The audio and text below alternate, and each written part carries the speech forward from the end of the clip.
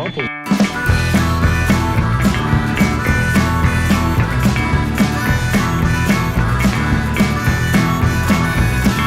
He looks over shoulder, fears of getting older. She says, oh, come over, come a little closer. He looks out the window, tears fall as the wind blows them both into a frenzy. Isn't love worth plenty? No, no more crying. Hey, glad you could make it. Just gonna cruise through one of these videos. It's gonna be another one of those where I show vinyl records.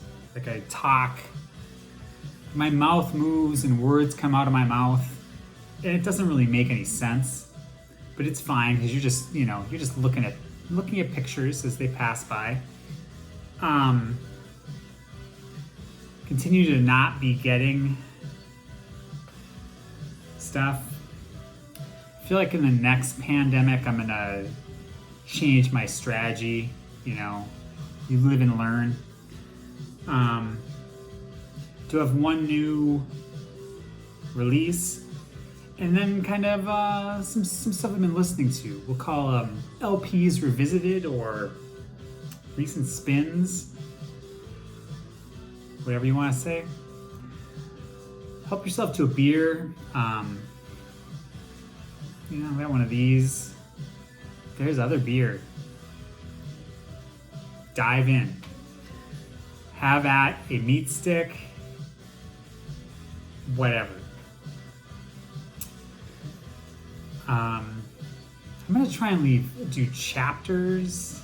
I know last video I was rambling, and it would have been nice to have a chapter just to say, I just want to skip what this douche is talking about and just move on to the records.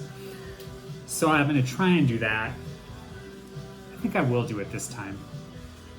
I'm just going to get started. I don't really have, I just don't want to hear myself talk. First, this is something that was supposed to come out, I think in May. This is the Austin shoegaze group called Ringo Deathstarr. This is their, I guess you would say, I'm going to call it their fourth LP. I think if you count their mini LP, God's Dream, it's their fifth. This is on Reverberation Appreciation Society, that record label, which is also out of Austin, if I'm not mistaken. This shoegaze dream pop. This is a bit more diverse stylistically, maybe than some of their other records. You get a bit of Lush, a bit of Medicine, other 1990s guitar rock influences. Vocals are really buried. It's really not clear what's being talked about. All of that being said, I'll show you their sleeve here. This might be their best record. Definitely, if you're into shoegaze, if you're into Ringo Deathstarr, this is a worthwhile one to listen to. They've been going for, it's got to be 10 years or more than 10 years. And they're pretty consistent at delivering, let's just say. One thing that I found interesting, I'll show you the inner sleeve, I'll show you the vinyl. This is a Coke bottle. What's interesting is if you went to pre-order this, there was a limited, more like a limited version. That's some sort of fancy, I don't know what it was, rainbow something or other. But that one, I don't think was 180 grams, and I think it was almost like there may have been a disclaimer like, yeah, you don't. It didn't say this, but it was. You might as well said this. It's almost like, don't buy this one if you actually want to listen to the record. And then this version is 180 gram audiophile vinyl. This is the one that you want, apparently, if you want to listen to it. The other one is the one you want if you just want to look at it. And there are some people that all they want to do is look at it. So that's understandable. Anyway, Ringo Deathstarr, I didn't say what the album is actually self-titled, even though it's a self-titled record, and it's really good.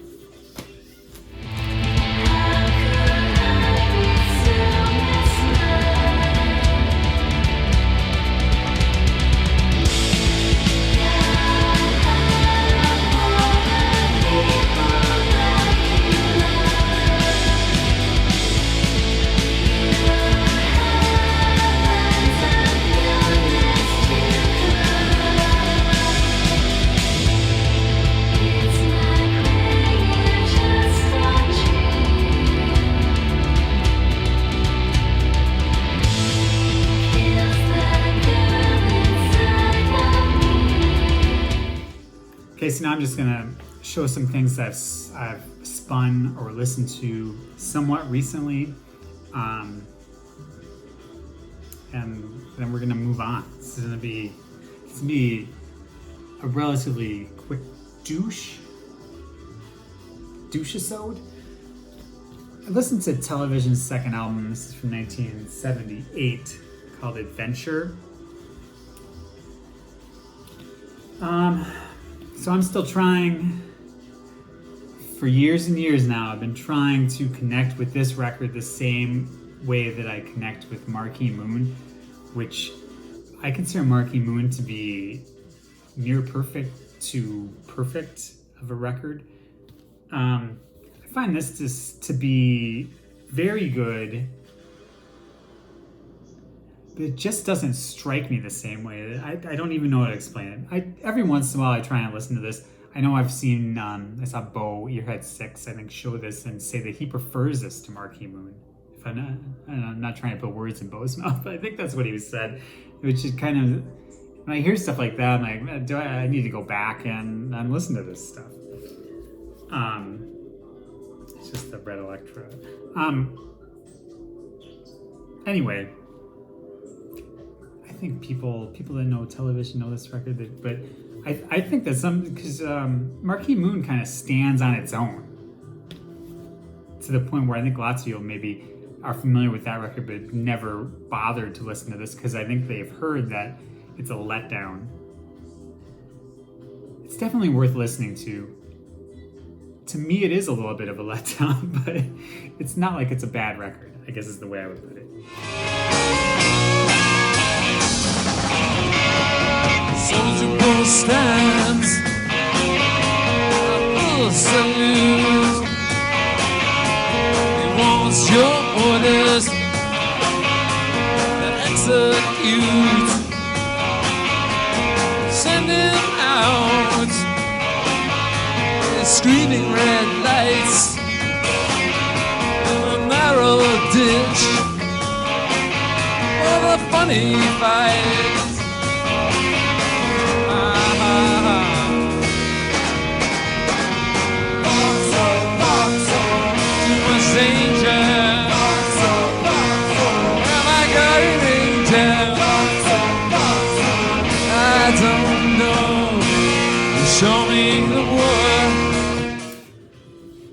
Next, this is a group or band out of California. I'm not even sure where in California off the top of my head.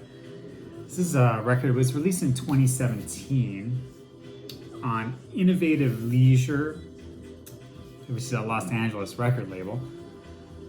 This is a group they're called the Molochs. And the album is America's Velvet Glory. So I think this is their second LP out of 3. This is the only one that I own. I think their third record was right hot on the heels of this, because this one kind of broke them through to a little bit of a wider audience, especially in England. I think they got a fair amount of acclaim for this. So this is think like garage rock, folk pop, or folk rock. I would not call this psychedelic, but I can see a little bit of psychedelic. It's very much like something straight out in 1965. Like that's kind of their style. I think this is quite enjoyable overall, and worth checking out if you like. I'm gonna try and include a sample or something, but I might do a couple samples. We'll see. Anyway, this came with the poster. It does have some, some bluesy, like blues rock elements. It's actually not a very nice poster. It's just like paper, no color. But the back has words, if you can believe that. And it's on delicious black vinyl. Patterns of emotion follow me like they're on a leash. Whenever I see you around with another guy, I wanna cry.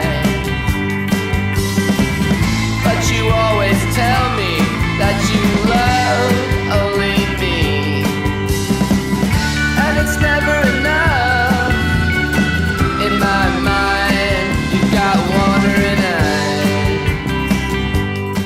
There's another one. This is from 2014, but it's also on that Reverberation Appreciation Society. So another Austin. It's another Austin group, Austin-based group. This is Christian Bland and the Revelators. The Unseen Green Obscene, right? Yeah.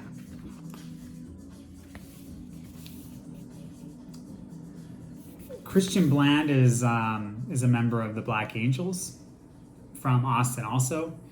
This is psychedelic rock, kind of in line with something like the Brian Jonestown Massacre. Like if you like what Brian Jonestown Massacre does, especially,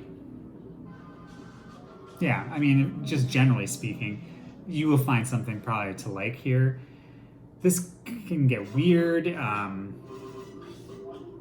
It's kind of sludgy, plotting, reverb guitar, jamming out for a while sometimes. This is apparently a mono also, a monophonic 180 sound, 180 degrees sound. And it's like a numbered out of 500. This is the early numbered out of 500 edition. The insert is signed by Christian Bland.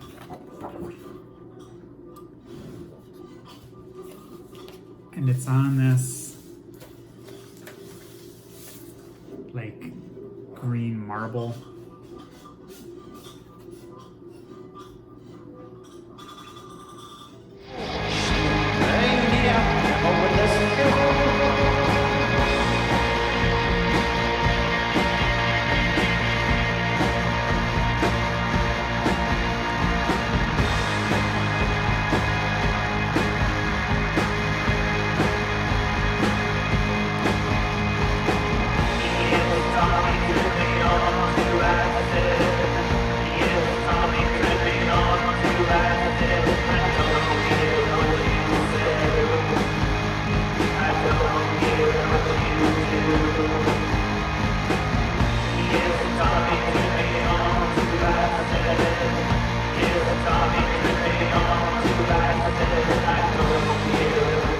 Just a couple more here. This is more on the indie rock side. This is a record from 2002, but it still has to me that late 90s Pacific Northwest indie rock sound. So the group is called 764 Hero, and this is Nobody Knows This Is Everywhere. Again, from 2002. This This is our fourth LP. 764 Hero, it's basically, I mean, it originally was a duo of John Atkins and Polly Johnson. And throughout their history, they added other members came and go, but it was always John Atkins and Polly Johnson were the core. So this is not a highly acclaimed record. It's indie rock in this case, like I would say akin to something like Modest Mouse, whom they toured with a lot, or like Built to Spill. This is that kind of gets you in the ballpark. Earlier Modest Mouse and Built to Spill. I think the last cut on here, We Don't Stand a Chance, it's a bonus track that's vinyl only. This is on Tiger Style Records. Their first three were on Up Records. I would say it's not as bad as you might see in reviews. It's probably not their strongest record, but at any rate, 764 Hero. Pacific Northwest, Seattle sound from the late 90s, early 2000s. Last thing here, this is the album from 2000, from the year 2000.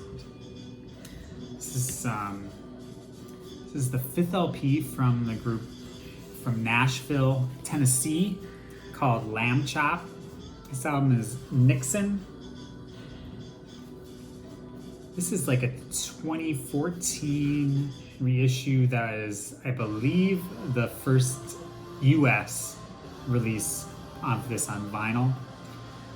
So this has elements of, Baroque, from Baroque pop to country to folk, blues, R&B. I probably would not be going on a limb to say this is likely Lambchop's best LP. But there are a bunch of good ones. So this is Lambchop, the group, is essentially Kurt Wagner and then a variety of other revolving characters moving in and out or coming and going.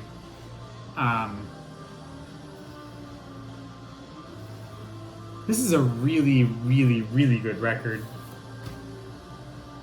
in its style. Kurt Wagner is something of a genius, really. I don't know.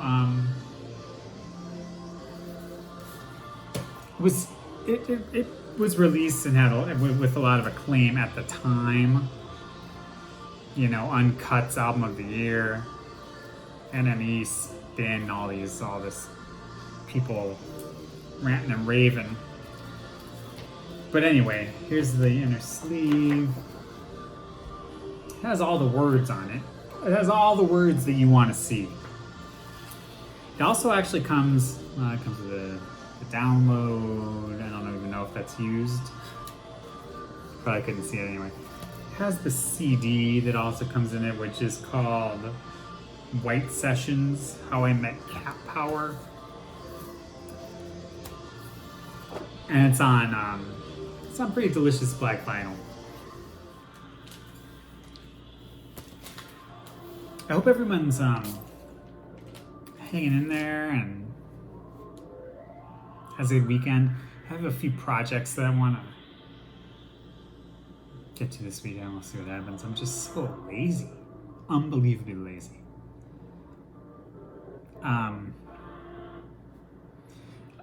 You're welcome to stay, have another beer, or, if you gotta go, you gotta go. It's hot out there, so,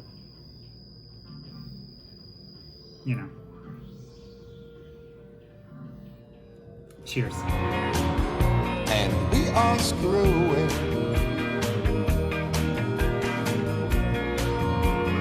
up our lives today, up our lives today, up our lives today, up our lives today, up our lives today,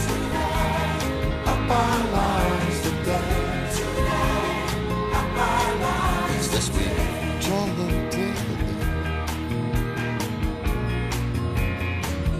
It's this we've planted.